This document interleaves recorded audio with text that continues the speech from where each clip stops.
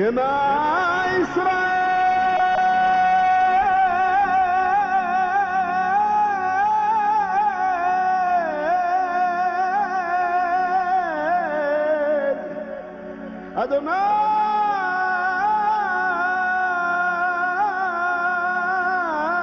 أدوناي إلهي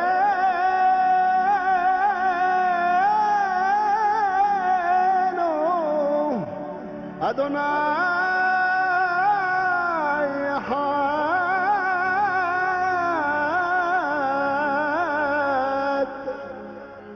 أدوناي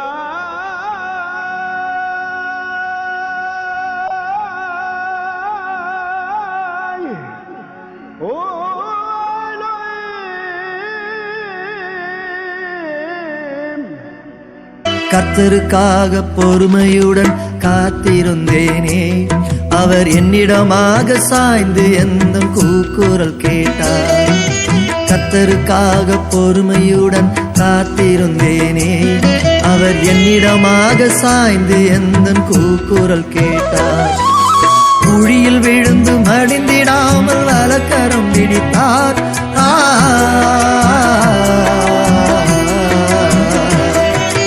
குழியில் விழுந்து மடிந்திடாமல் வலக்கரம் பிடித்தார்.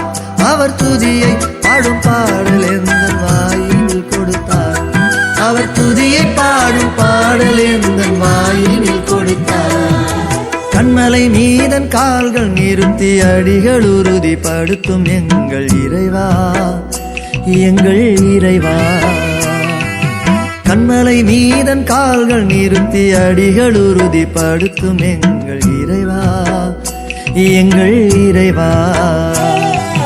கண்மலையானவர் என் துருகமானவர், கண்மலையானவர் கோட்டை துருகமானவர். எனக்கொத்தாசை வரும் பர்வதமாகி பாதுகாப்பவர், எனக்கொத்தாசை வரும் பர்வதமாகி பாதுகாப்பவர். கண்மலை மீதன் கால்கள் நிறுத்தி அடிகள் உறுதிப்படுத்தும் எங்கள் இறைவா, எங்கள் இறைவா.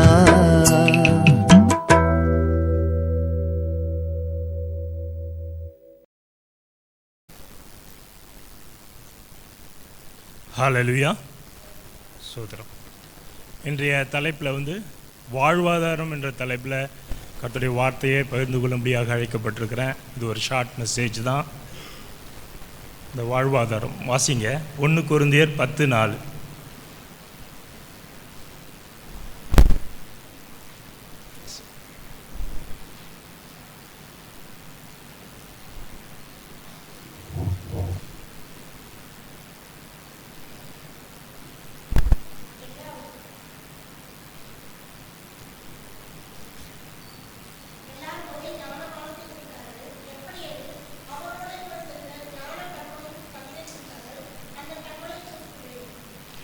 இதில் பார்த்தீங்கன்னா ஒரு ஞான பானம்னு சொல்லப்பட்டிருக்கு, ஞான கண்மலைன்னு சொல்லப்பட்டிருக்கு.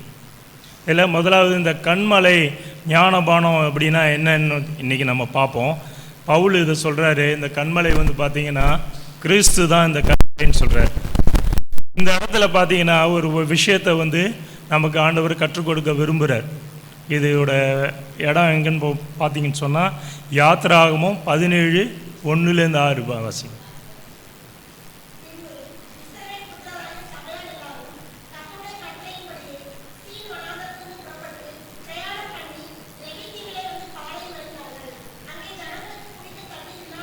போதும், இப்போ போதும். இந்த இடம் பார்த்தீங்கன்னா இஸ்ரவேல் ஜனங்கள் எகிப்திலேருந்து அடிமைத்தனத்துலேருந்து வெளியே வந்துட்டாங்க.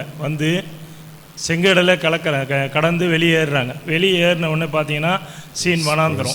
தேவன் சொல்கிறாரு, நீங்கள் போய் ரெவித்தீமில் பாளையம் இறங்குங்கன்னு சொல்கிறார். இந்த இடத்துல நமக்கு ஒரு மிகப்பெரிய சத்தியத்தை ஆண்டவர் சொல்லிக் கொடுக்க விரும்புகிறார்.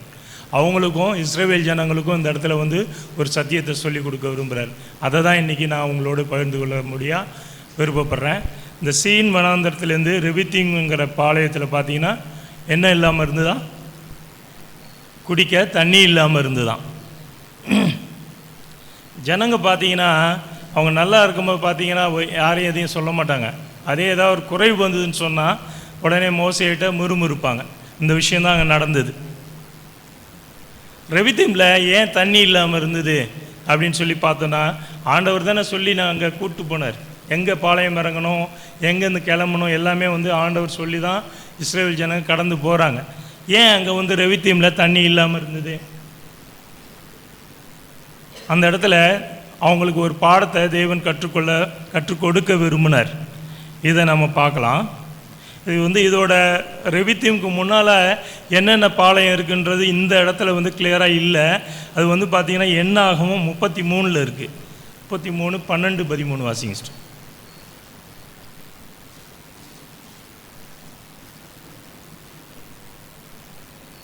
சீன் வனாந்திரத்திலிருந்து புறப்பட்டு போய் தொக்காவிலே பாளையம் இறங்கினார்கள். தொக்காவிலிருந்து புறப்பட்டு போய் ஆலூசிலே பாளையம் இறங்கினார்கள்.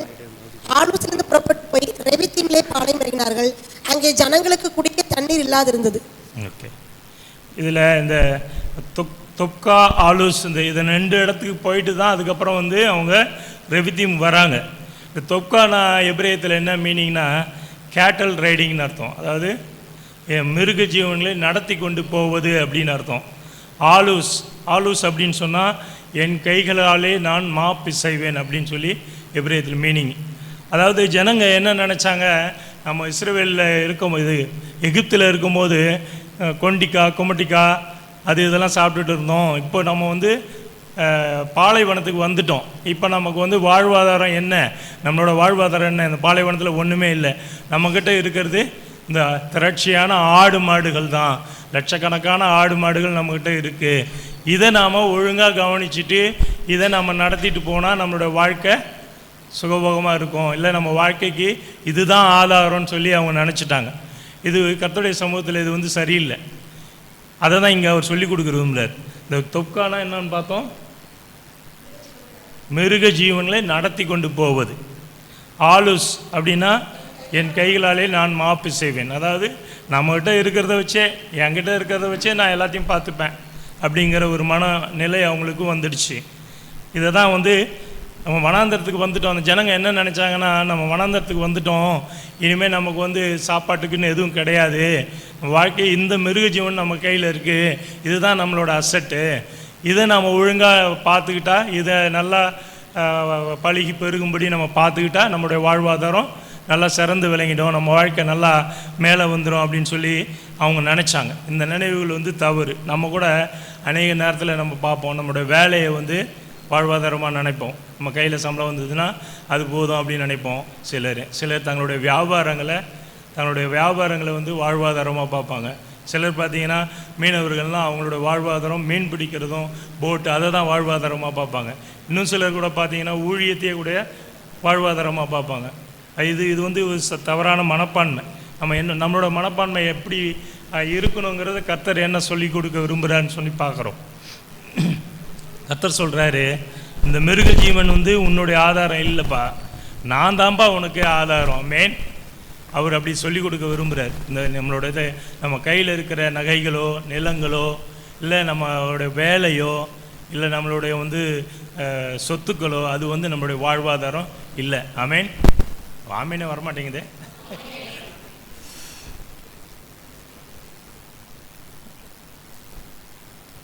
அநேக நேரம் நம்மளோட வீட்டுக்காரர் இருக்கார், அவர் வேலைக்கு போகிறாரு, அவர் சம்பாதிச்சு கொடுக்குறாரு, அதுவே போதும் அப்படின்னு சொல்லி நினைக்கிற ஜனங்கள் இருக்கிறாங்க.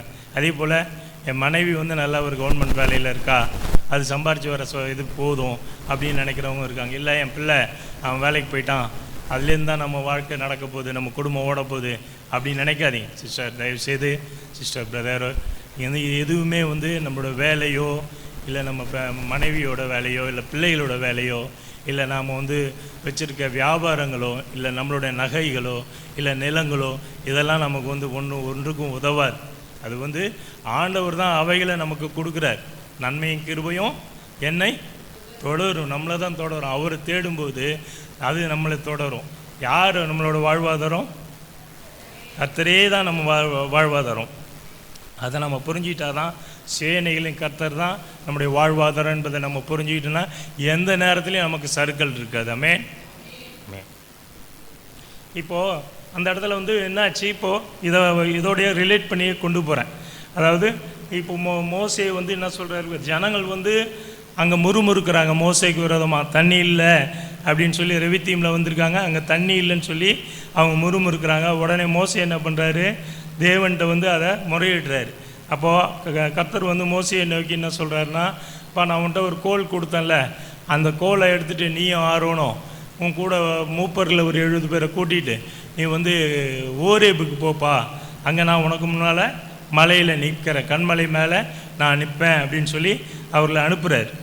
அப்போது இவர் அந்த கோலை எடுத்துகிட்டு போகிறார். அப்போ இவங்க என்ன நினச்சிருப்பாங்க உண்மையிலே மோசேவும் இஸ்ரவேலர்களும்? ஏன்னா அதுக்கு முன்னால் என்ன நடந்ததுன்னா, இவங்க அந்த எகிப்து தேசத்துலேருந்து கிளம்பி வரும்போது பார்த்தீங்கன்னா அவங்க வந்து அந்த நைல் நதியை அவர் அடிக்க சொல்கிறார். எப்படி இவர் வந்து மோசே வந்து அந்த நைல் நதியை அடிக்கிறார், ஆண்டவர் சொல்லி அடிக்கிறாரு. அப்போ நல்லா இருக்க தண்ணி என்னாச்சு, ரத்தமாக மாறிச்சு. இந்த கோலை வச்சு அடித்தோன்னு சொன்னால் நல்லா இருக்க தண்ணி ரத்தமாக மாறிடுது. அப்போது அவங்களுக்குள்ள ஒரு பயம் இருந்திருக்கும், இஸ்ரவேல் ஜனங்களுக்குள்ளும் சரி அந்த மூப்பர்களும். இந்த கோலை வச்சு அடிக்க சொல்கிறாரு, அதுவும் தண்ணி வரும்னு சொல்கிறாரு, அந்த தண்ணியும் நம்ம குடிக்கிறதுக்கு நல்லா இருக்குன்றாரு. அவங்களுக்குள்ள ஒரு பயமோ ஒரு கேள்வி இருந்திருக்கும். ஆனால் மோசே வந்து இன்னும் அதை பற்றி நினைக்கல. ஆண்டவர் சொல்லிட்டாரு நம்ம கிளம்பி போவோம்னு சொல்லி அவரும் ஆர்வனும் கிளம்பி போகிறாங்க. ஆனால் கர்த்தர் வந்து சொல்கிறாரு, நான் உனக்கு முன்னால் அந்த மலை மேலே நான் நிற்பேன்ப்பா, நான் உனக்காக அங்கே தண்ணீர் தரேன்ப்பா அப்படின்னு சொல்லி அவர் சொல்கிறார்.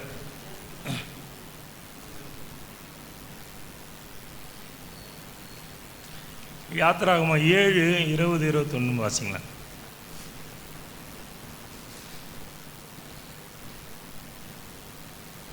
கர்த்தர் கட்டளையிட்டபடி மோசேயும் ஆரோனும் செய்தார்கள்.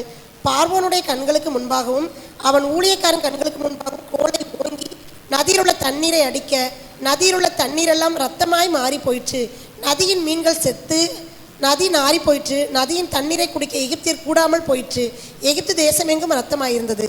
அதாவது இந்த கோலை வச்சு அடித்த அந்த கோல் என்ன பண்ணும், தீமையை கொண்டு வரும் அப்படின்ற ஒரு பயம் இருந்தது அவங்கள்ட்ட. ஏன்னா நல்லா இருக்க தண்ணியே கெட்டு போய் நாரி போய் ஏன்னா மீனெல்லாம் செத்து ஒதுங்குது, மிதக்குது. அப்படி இருக்க கோலை கொண்டு போக சொல்கிறாரு. இருந்தாலும் கர்த்தருடைய வார்த்தையை நாம் நம்பி அதை கொண்டு போகிறாரு. மோசே கொண்டு போய் அந்த கோலை வந்து அங்கே அந்த மலையில் அடிக்கிறார். உண்மையில் இந்த இடத்துல ஒரு சின்ன விஷயம் என்னன்னு சொல்கிறேன்னா, இந்த வார்த்தையில் பார்த்தீங்கன்னா இந்த அதாவது கோல் எதை அடையாளப்படுத்துதே பாஸ்டர் சொல்லுவார். வார்த்தையை கோல் வந்து எதை அடையாளப்படுத்துதான், வார்த்தையை, கர்த்தருடைய வார்த்தையை வந்து அடையாளப்படுத்துது. இது மறந்துடக்கூடாது. ஏசாயா 11:4 வாசிங்க.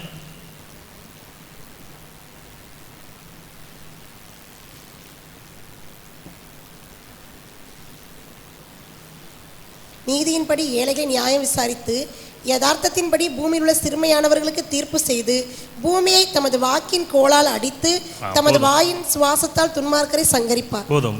அதாவது இந்த கோல் வந்து எதை அடையாளப்படுதுன்னா கர்த்தருடைய வார்த்தையை தான் அடையாளப்படுத்துது.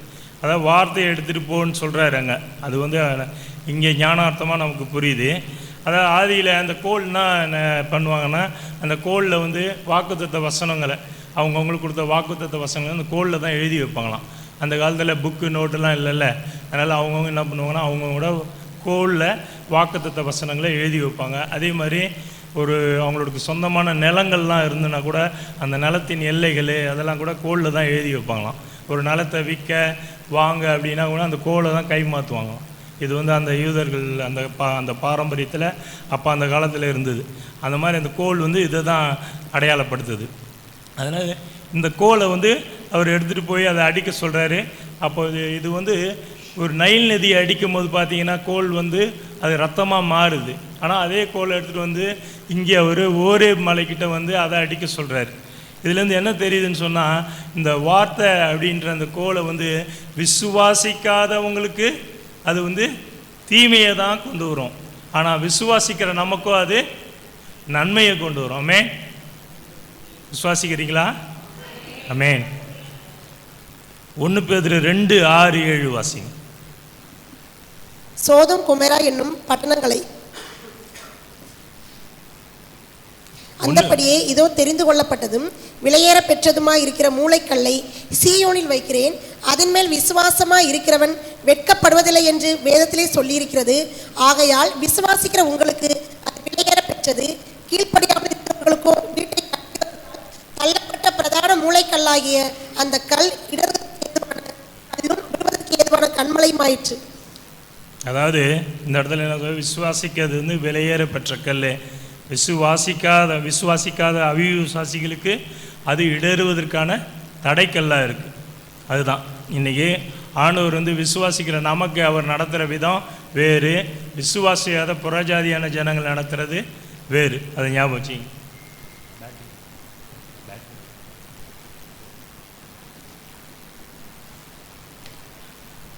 அவங்க வந்து அந்த சீனாய் வனாந்தரத்தில் ஸ்டார்டிங்கில் எங்கே இருந்தாங்கன்னா அந்த ரெவித்தீமில் இருந்தாங்கல்ல. அந்த ரெவித்தீம்ன்றது தண்ணீர் இல்லாத இடம்.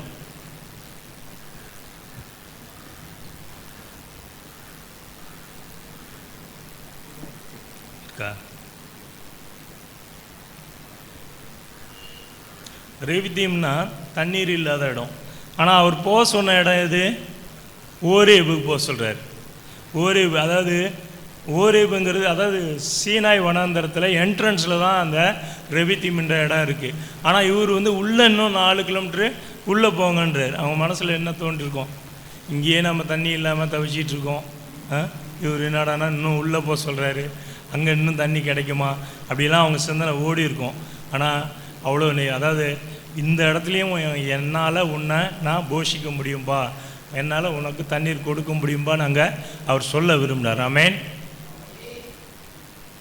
நம்ம வாழ்க்கையில் கூட ஒரு நெருக்கமான சூழ்நிலையில் நம்ம நடந்து போயிட்டுருப்போம். அந்த நேரத்தில் கர்த்தரை நோக்கி நம்ம ஜெபம் பண்ணுவோம், ஏறெடுப்போம். அப்போ பார்த்திங்கன்னா நம்மளோட நெருக்கங்கள் இன்னும் அதிகமாக இருக்கும். நான் கூட கொஞ்ச நாள் மேலே அது மாதிரி ஃபேஸ் பண்ணேன். நம்மளோட நெருக்கங்கள் அப்போ இருந்த சூழ்நிலையோடு ஜெபம் பண்ணும்போது இன்னும் அதிகமாக இருக்கும். அப்போ அநேகர் நம்ம என்ன பண்ணுவோம்?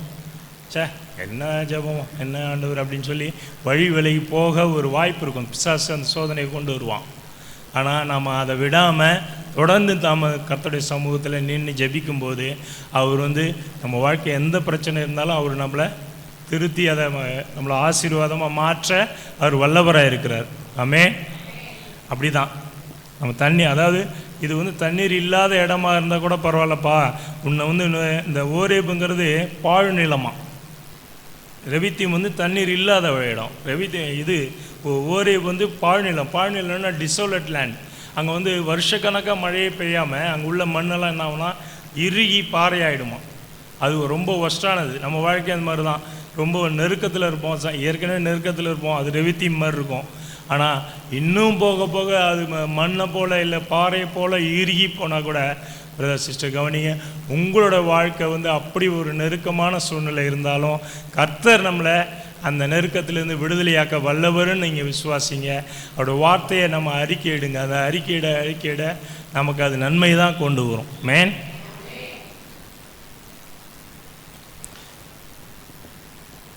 இந்த இடத்துல பார்த்தீங்கன்னா நான் உனக்கு முன்பாக அந்த கண்மலையின் மேல் நிற்பேன்னு சொல்கிறார். இந்த இடத்துல வந்து இயேசு கிறிஸ்து தான், அவர் தான் கர்த்தருடைய தூதனானவர்னு போட்டிருக்கோம். நிற்கிறது யார்? கண்மலை மேலே இயேசு கிறிஸ்து, அதாவது அவர் தான் நிற்கிறார். நான் நார்மலாக பார்த்தீங்கன்னா கர்த்தருடைய தூதன் சொல்லி பழைய ஏற்பாட்டில் போட்டிருந்ததுன்னா அது வந்து ஏஞ்சலாம்.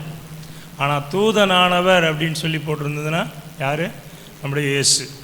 இதை வந்து நம்ம படிக்கும்போது கொஞ்சம் புரிஞ்சிடணும். தூதனானவர் அப்படின்னு இருந்ததுன்னா அது அந்த இடத்தெல்லாம் வந்து இயேசு தான் வந்திருக்காருன்னு அப்படின்னு அர்த்தம். அதே தூதன் சொல்லி வந்ததுன்னா அது வந்து ஏஞ்சல். இது ஒரு சின்ன விஷயம், இதை நம்ம தெரிஞ்சுக்கிட்டு படிக்கணும். இப்போது இவர் வந்து அந்த பாறையை அடிக்க சொல்கிறாரு, அந்த கண்மலையை அடிக்க சொல்கிறார். இதை அடிக்கிறது வந்து எதுக்கு சமமாக இருக்குன்னா கிறிஸ்துவை அடிக்கிறதுக்கு சமமாக வந்து ஞானார்த்தமாக இது கொடுக்கப்பட்டிருக்கு. அப்போது அந்த பாறை பிளக்குது, அதாவது ஃபுல்லாக அந்த பாறை உடையில கொஞ்சமாக லேசாக அந்த பாறை வந்து அப்படி லேசாக பிளக்குது. அந்த பிளக்கும் போது பார்த்தீங்கன்னா அதுலேருந்து தண்ணீர் வருது. அந்த தண்ணீர் வந்து ஜனங்களுக்கு குடிக்கிறதுக்கு நல்ல ஒரு மதுரமான தண்ணீராக கிடைக்கிது. அதே போல் தான் பிரதர் சிஸ்டர், நம்ம இயேசுவோட அவருடைய இது உடம்பு வந்து பிளக்கப்படும் போது அதில் வந்து 3 விதமான விஷயம் வெளியே வந்தது. ஒன்று பார்த்தீங்கன்னா தண்ணீர், இன்னொன்று ரத்தம், இன்னொன்று ஆவி. தண்ணீர் வந்து நம்மளை ஞானஸ்தான உடன்படிக்கை நேராக நடத்தும்படியாக நம்முடைய தேவைக்கு அது பூர்த்தி செய்கிறதுக்கு தேவையாக இருந்தது. அதே போல் அவருடைய ரத்தம் வந்து நம்முடைய பாவங்களை மன்னிக்கிறதுக்கு அது தேவையாக இருந்தது. அதே போல் ஆவி, அந்த ஆவி வந்து ஆவியானவர் நமக்கு துணை நின்று நடத்த அவர் போதுமானவராக இருக்கிறார். இப்படி அவருடைய காயத்திலேருந்து எதெல்லாம் நம்ம வந்து தேவையோ அது எல்லாம் அந்த ஒரே காயத்திலேருந்து தான் வரும். நம்மளோட வாழ்க்கையில் நம்முடைய வேலையோ, நம்முடைய நிலங்களோ, நம்முடைய பணங்களோ, இல்லை வேறு எந்த தொழிலோ, வியாபாரம் எதுவுமே வந்து நம்முடைய ஆதாரம் இல்லை. கர்த்தரே தான் நம்முடைய வாழ்வாதாரம். இதை நம்ம புரிஞ்சிக்கணும். இப்போ இஸ்ரவேலர்களுக்கு வந்து அதுலேருந்து தண்ணீர் தேவைப்பட்டுச்சு, அங்கேருந்து தண்ணீர் வந்தது. அதே வந்து யாக்கோபுக்கு ஆசீர்வாதங்கள் தேவைப்படுது. நம்ம கூட ஆசீர்வாதங்கள் தேவை. அப்போ ஆசீர்வாதம் தேவைன்னா நம்ம என்ன பண்ணுறது? வாசிங்க ஆதியாகமம் 30:37.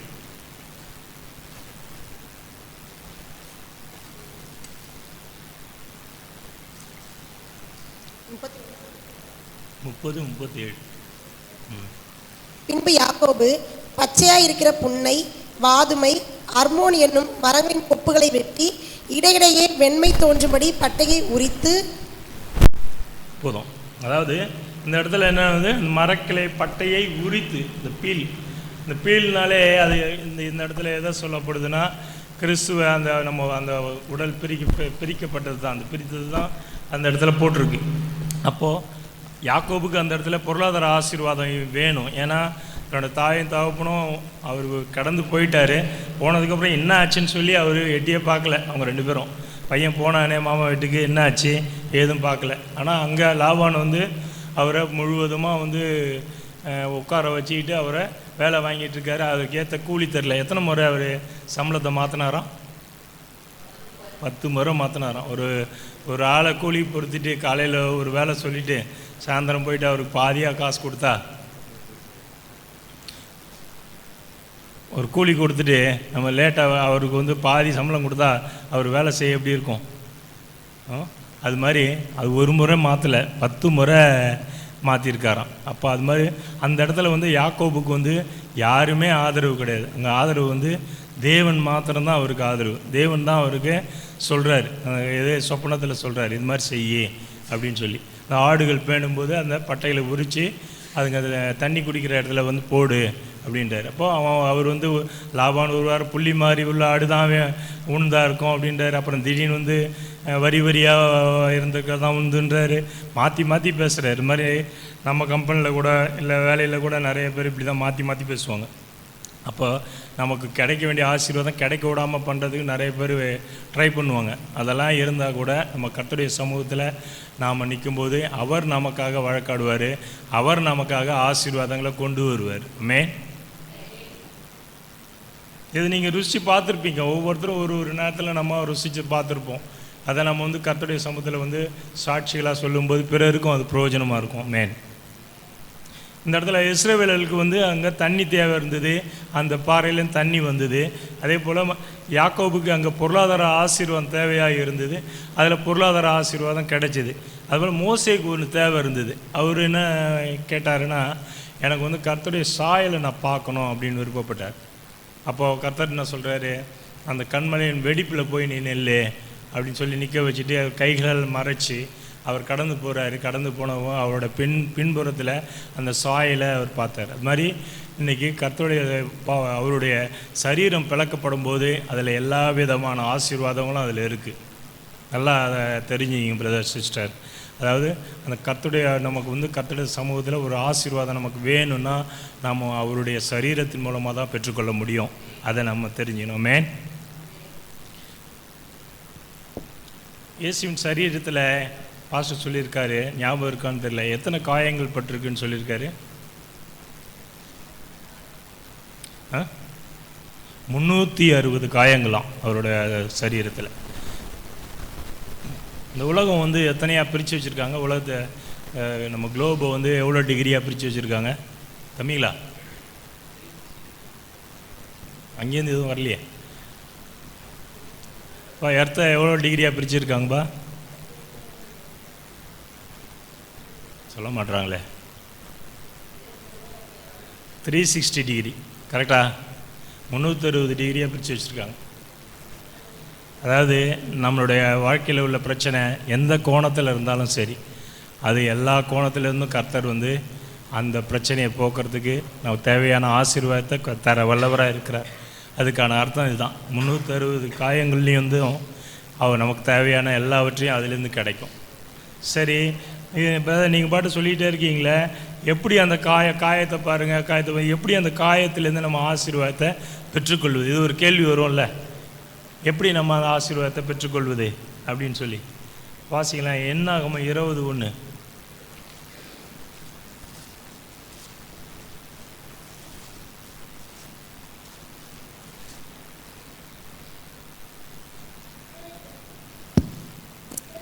சபையார் எல்லாரும் 1ஆம் மாதத்தில் சீன் வனாந்திரத்திலே சேர்ந்து ஜனங்கள் காதேசிலே தங்கியிருக்கையில் மிரியாம் மரணமடைந்து அங்கே அடக்கம் பண்ணப்பட்டார்.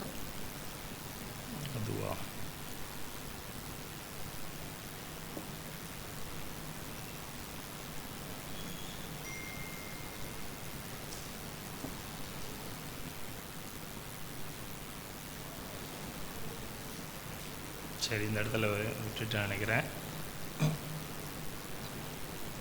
அவங்க அந்த வனாந்தரத்தை தாண்டி போகிற வரையும் பார்த்தீங்கன்னா, 1 கொரிந்தியர் 10:4 வாசிங்க.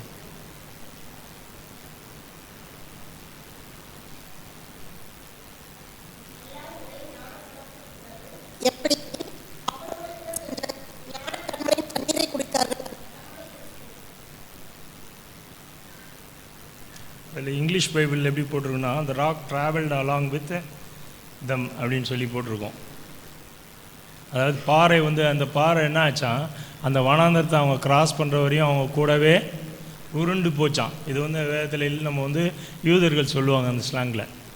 அந்த பாறை அவங்க கடைசியாக எங்கே போகணுமோ அது வரையும் கூடவே உருண்டுகிட்டே போச்சான். எப்படி ஒரு ஆச்சரியமான தெய்வம்னு பார்த்தீங்களா? இதில் இந்த இடத்துல பார்த்தீங்கன்னா, கடைசியாக அந்த வனாந்தரம் எண்டில் வரும்போது மீரியம் மறிக்கிறாங்க. அப்போ பாறை தண்ணீர் கொடுக்கறத நிறுத்துச்சு. இது எதுக்கு அடையாளம் அப்படின்னு சொன்னால், பாறை கிறிஸ்து, மீரியாம்ங்கிறது அந்த பாறையில் உள்ள தண்ணீரை எடுத்துக்கிறதுக்கு அவங்க தான் ஒரு இன்சார்ஜ் மாதிரி. அவங்க தான் தண்ணீரை யாராருக்கு கொடுக்கணுங்கிறது ஒரு உதவி செஞ்சு குடங்களை நிரப்புறதுக்கு அவங்க இருந்தாங்க. அவங்க எப்போ அது மறிச்சாங்களோ அப்போ பாறை தண்ணீர் கொடுக்கறது நிறுத்திடுச்சு. இது எது அடையாளப்படுத்தி சொல்கிறாருன்னா, இந்த மீரியாம் சபைக்கு அடையாளப்படுத்தி சொல்லுவாங்க. இந்த பாறை கிறிஸ்து, அந்த மீரியாம் ராக் ஆஃப் மீரியாம் சொல்லி அதை சொல்லுவாங்க. அந்த ராக்கை இஸ்ரவேலர்கள் அதை மிரியாம் என்ற பேர்லேயே வச்சுட்டாங்க. அப்போது சபை எடுத்துக்கொள்ளப்படும் போது பார்த்தீங்கன்னா, அந்த கிருபையின் காலம் முடிஞ்சிடுது. சபை எப்போ எடுத்துக்கொள்ளப்படும் தெரியும்ல, அதோடைய ரகசிய வருகை எப்போ சபை எடுத்துக்கொள்ளப்படும், நம்ம எல்லாரும் எடுத்துக்கொள்ளப்படுவோம். ஆமென். விசுவாசிக்கிறீங்களா? சபை இருக்காது, அப்போ சபையே இருக்காது. கிருபையின் காலம் அதோடு முடிஞ்சிடுது. அது வரையும் தான் இந்த இது. அப்போ கிருபையின் காலம் முடிஞ்சதுக்கப்புறம் சரி, அதுக்கப்புறம் இந்த கிருபை கிடையாது.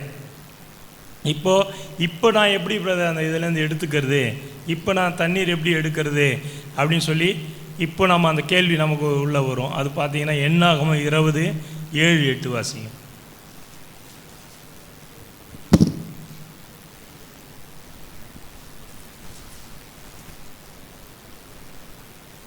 கர்த்தர் மோசையை நோக்கி, நீ கோலை எடுத்துக்கொண்டு நீயும் உன் சகோதரனாகிய ஆரோனும் சபையாரை கூடி வர செய்து அவர்கள் கண்களுக்கு முன்னே கண்மலையை பார்த்து பேசுங்கள்.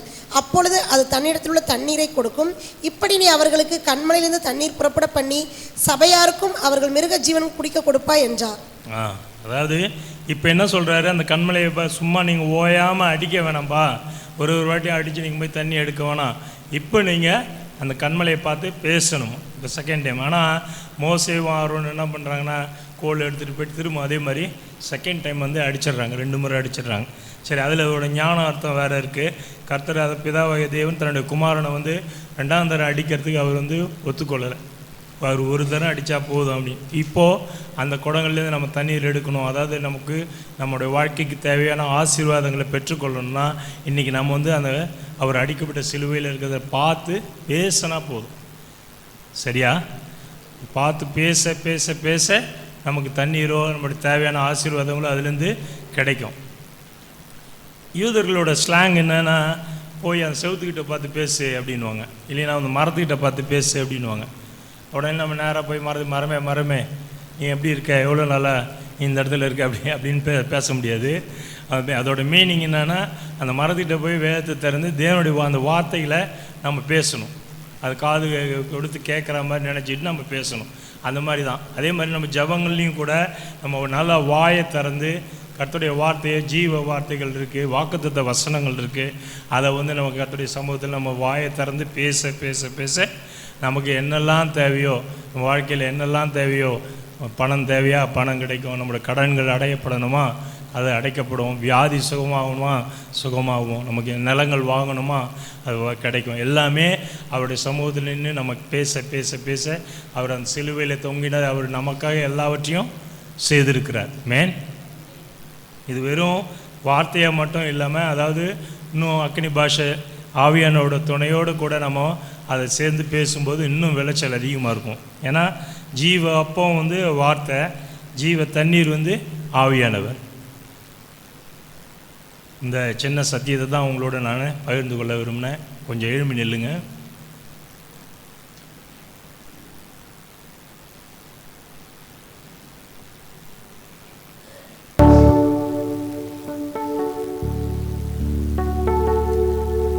நம்மளோட வாழ்க்கையில் நம்மளுடைய நிலங்களோ வேலையோ இல்லை நம்மளுடைய வியாபாரமோ அதெல்லாம் வந்து என்னுடைய வாழ்வாதாரம் கிடையாது.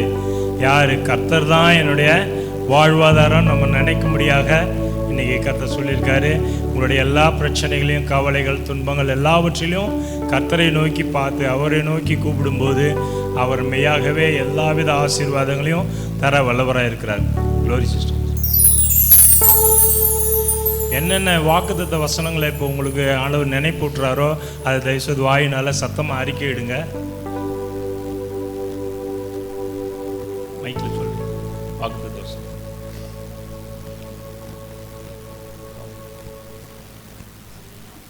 வாக்குத்தத்த வசனங்களை ஒரு 4-5 அறிக்கை இடுங்க. அப்படின்னு சரி. என்னென்ன வாக்குத்தத்த வசனங்கள் தெரியுமோ பேசுங்க. அதில் உனக்கு விரோதமாய் உருவாக்கப்படும் எந்த ஆயுதமும் வாய்க்காதே போகும். இப்பொழுது இருக்கிற நிலைமையை பார்க்கிலும் உன்னை 1000 மடங்கு நான் ஆசீர்வதிப்பேன். உன் அப்பத்தையும் தண்ணீரையும் ஆசீர்வதித்து உன் வியாதியை முன்னிலிருந்து நான் விலக்குவேன். ஆண்டவரே, கர்த்தர் கொடுத்த நல்ல வாக்கு தத்தங்களுக்காய் ஆண்டவரே நன்றியோடு நாங்கள் துதிக்கிறோம். ஆண்டவரே, இதோ உனக்கு முன்பாய் நான் திறந்த வாசலை நான் வைத்திருக்கிறேன். ஆண்டவரே, ஒருவன் அதை பூட்ட முடியாது என்று சொல்லியிருக்கிறேன். உமக்கு நன்றி அப்பா, உமக்கு நன்றி, உமக்கு நன்றி ஆண்டவரே. அவருடைய வார்த்தைகளை நாம் அறிக்கையிடுவோம். கர்த்தர் கொடுத்த வாக்கு தத்தங்களை எண்ணி ஆண்டவரே எங்களுக்கு எவ்வளவாய் விசேஷித்த வாக்கு தத்தங்களை கொடுத்திருக்கிறீரப்பா.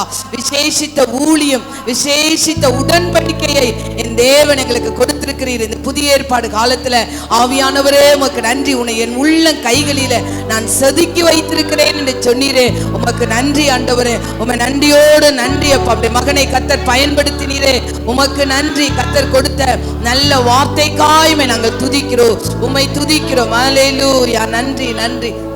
நம்முடைய கடைசி ஜெபத்தை நம்ம சிஸ்டர் பண்ணுவாங்க.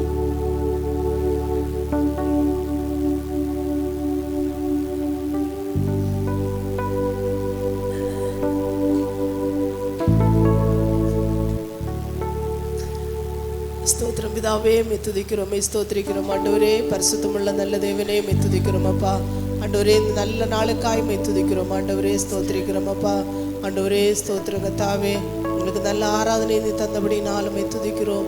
ஆண்டவரே, நீர் எங்களோடு இடைப்பட்டு பேசினதுக்காய் துதிக்கிறோம். கர்த்தாவே, நீர் எங்களுக்கு ஞான கண்மலையா இருக்கிறீர் ஆண்டவரே, அதுக்காய் துதிக்கிறோம், ஸ்தோத்திரிக்கிறோம். ஆண்டவரே கர்த்தாவே, ஸ்தோத்திரிக்கிறோம். பரிசுத்த ஆவியானவரே, உம்முடைய கரங்களில் எங்களை ஒப்பு கொடுக்கிறோம். எங்கள் கண்மலையாகிய கிறிஸ்து நீர் எங்களுக்காய் அடிக்கப்பட்டீர் ஆண்டவரே.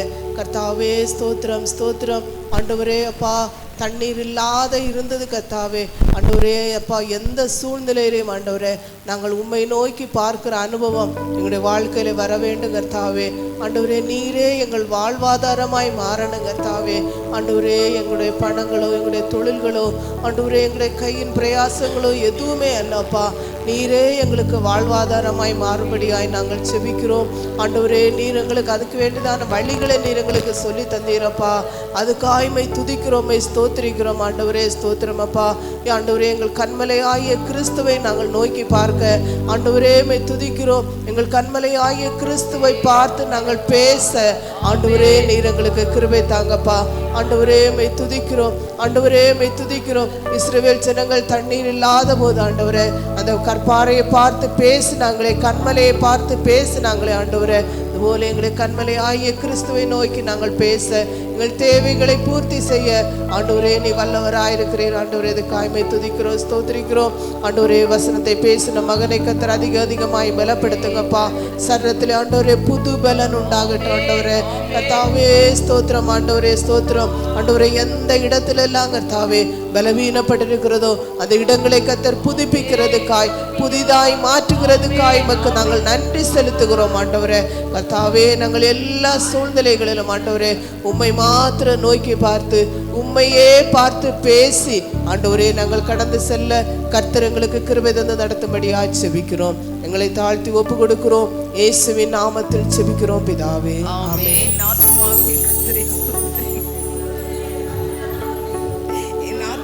கர்த்தரே ஸ்தோத்திரி. அவர் செய்த சகல உபகாரங்களையும் மறவாதே. அவர் உன் அக்கிரமங்கள் எல்லாம் மன்னித்து, உன் நோய்கள் எல்லாம் குணமாக்கி, உன் பிராணனை அழிவுக்கு விலக்கி மீட்டு, உன்னை கிருபையினால் இரக்கங்களினால் முடிசூட்டி, நன்மையினால் வாயை திருப்தியாக்கி, கழுகுக்கு சமமாய் வயது திரும்ப வால வயது போல் ஆகிறது. ஒடுக்கப்படுகிற யாவருக்கும் கர்த்தர் நீதியும் நியாயத்தையும் செய்கிறார். ஆமீன். கர்த்தர் உன்னை ஆசீர்வதித்து உன்னை காக்க கடவார். கர்த்தர் தம்முடைய முகத்தை உன்மேல் பிரகாசிக்க பண்ணி உன்மேல் கிருபையாய் இருக்க கடவர். கர்த்தர் தம்முடைய முகத்தை உன்மேல் பிரசன்னமாக்கி உனக்கு சமாதானத்தை கட்டளையிட கடவார். ஆமீன், ஆமீன், ஆமீன்.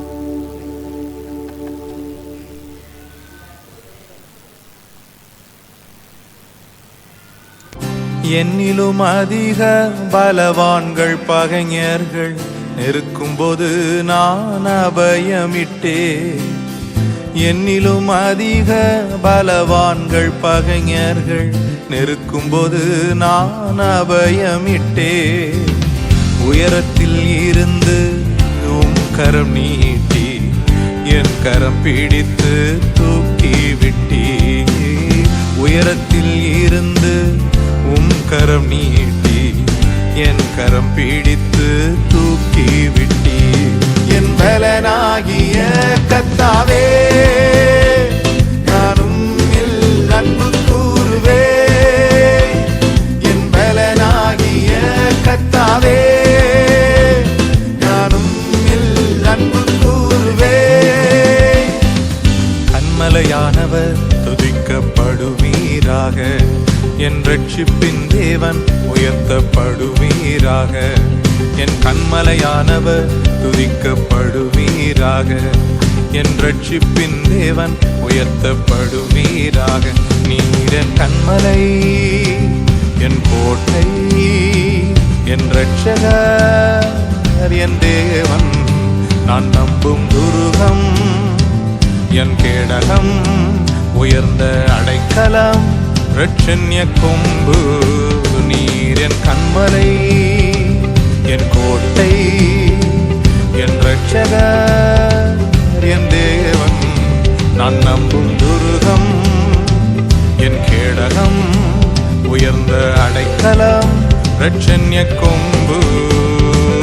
என் பலனாகிய கர்த்தாவே